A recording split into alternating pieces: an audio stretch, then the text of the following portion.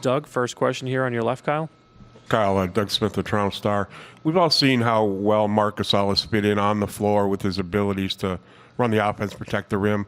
You've often said you're with teammates more than you're with your family during a season. How has he fit in that regard with a new group since February? Marc's pretty easy to get along with. He's like one of those guys that's just a true professional.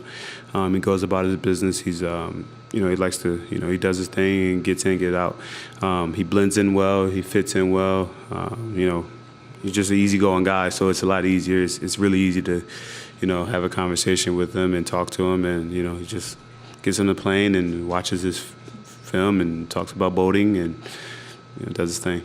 Would that be one of the more unique things about this group of all you've been with around the Raptors? Is this team seems to be very even-keeled and never too high or too low. Yeah, it's pretty crazy that, it's a team that, everyone's just kind of staying the same way. And we've been preaching it all year.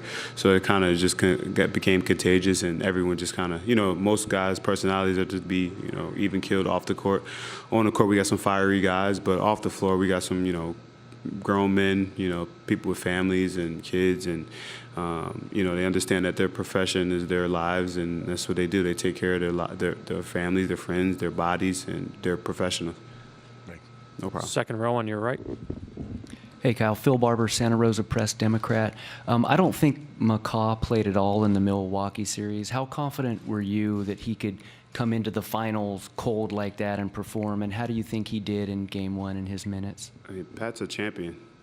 Pat's a champion, and I knew, he would be able to step up to any task that he had at hand. He didn't play the Milwaukee game. He wasn't around for personal reasons, but, he's back, and I would never doubt a moment of him stepping on that floor. I knew he would go out there and do his job and play hard, and made a huge three for us. And, like I said, he given an opportunity to play, and, he's going to help us always. Any other questions for Kyle? Over on the right side. Hey, Dan Feldman, NBC Sports. Given that there are so many players on this roster who are relatively new to it, was there ever a point you were concerned about developing the chemistry you guys need together quickly enough to win like you have this season? No. Why not? We got some professionals on our team that they know their jobs, and they want to be professional, and they are professional. So, it's about doing the job and, being able to just adapt on the fly. Mark on the right side. Kyle, Mark Schwartz, ESPN.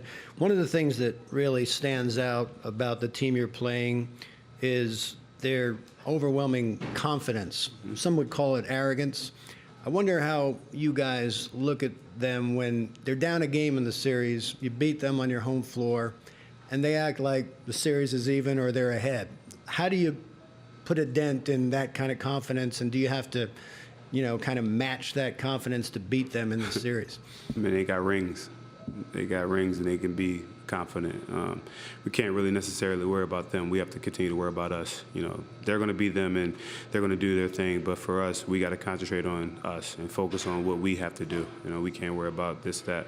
We go out there and we do our game plan, and we focus on what we can control, and that's what we've done all year. We haven't worried about this, that, and the other. In the sense of we go out there and we control what we can control on our end. And play against the team that we're going to play against, but we have to do our job. Over here on the left. Alan Man, Yahoo Sports. You've been part of all these Raptor playoff runs throughout your career, but did yesterday's or Game 1's crowd feel any different? Do you see any difference? Yeah, it was definitely a difference. It was Game 1 of the finals. They were unbelievable. They were electric. How does that impact you, like on the court, I guess? We need our fans. We love them to be there, and we want them to be loud, and we want them to be just supporting us. And we're happy that they're there. We still go out there. We still have to go out there and put the ball in the hole and play defense. But yeah, we loved it. Michael sitting on the aisle here. Michael Lee with The Athletic. Kyle, I was wanting to get your thoughts when you first were traded here, and just how the perception maybe from your peers of Toronto has changed, and just the Raptors organization has changed through your time here and now that you're in the finals, if you think guys view this franchise differently. When I first got traded here, I didn't really know what to expect, and I thought it would be be here a couple years and be out here. But The organization is unbelievable. The ownership is unbelievable. Management has been great. We've had great people who come through here, players, coaches, and just kind of grown for me. I've been here now 7 years. My kids are in school here, so it's kind of, it's a situation where I've been home. It's kind of, I call it home because I'm here 9-10 months out of the year. So just the perception, people don't know, once you get here, is actually more than just downtown. So, I'm fortunate enough to be able to experience that, the suburban life, the outside of downtown life. It's a pretty great place to be. Daniel Zakshevsky, TSN. After the win in Game 1, Raptors fans were climbing cranes, singing through the streets, chanting. Is there any message that you'd have for the fans going into Game 2 so they can keep that same energy? Keep the same energy. We appreciate it. Next question over here on the left on 4. Hey, Kyle, Eric Corrine, The Athletic. Nick was in here a bit earlier saying the Warriors had used a few schemes, and a switch, then a late blitz that he hadn't necessarily seen before on Kawhi. First, how often do you see a type of defense that you really haven't seen before? And 2, how do you guys think in general you handled their sort of traps on Kawhi? I think the way they're built, they have some guys that can, play. They're long, and they got length. They know how to play. They've been playing together a long time. So on defense, they kind of do their thing, and that works for them. And for us, I think we handled it pretty well. I think we were patient. I think Kawhi did a good job of kind of, baiting them out a little bit, and getting passes off and letting us play, play 4-on-3 and kind of just going out there. But I think we handled it well. I think we'll continue to adjust. There's adjustments that will be made. So we have to make adjustments. They'll make adjustments, and Game 2 will be a different game. Gary on the right side. Gary Walsh from Boston Globe. Kyle, you mentioned earlier about everybody being even keel, and Kawhi's kind of the leader of that. He never gets too has never gets too low. Has that rubbed off on his teammates this year? Just his kind of calm demeanor at all times? Yeah. I'd be lying to you if I said it didn't. It's kind of, well, and also Mark and Danny, it's kind of one thing. And Nick. Nick has been, I think Nick honestly yelled at us twice the whole year.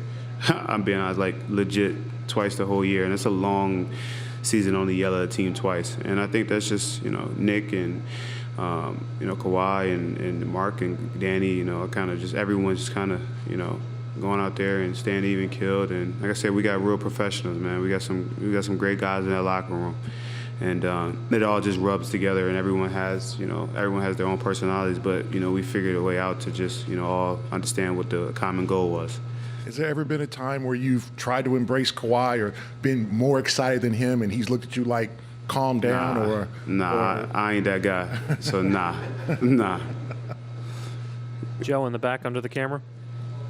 Joe Varden from The Athletic. Kyle, we know that you're playing with a sore left hand, but the other night you took that big charge, and I'm just wondering when you're playing like that, if it runs through your mind when you're about to take a charge that this is really going to hurt. No, it doesn't. It don't run through my mind. You pay for it later. At the moment, as long as you win the game, it's all worth it, man.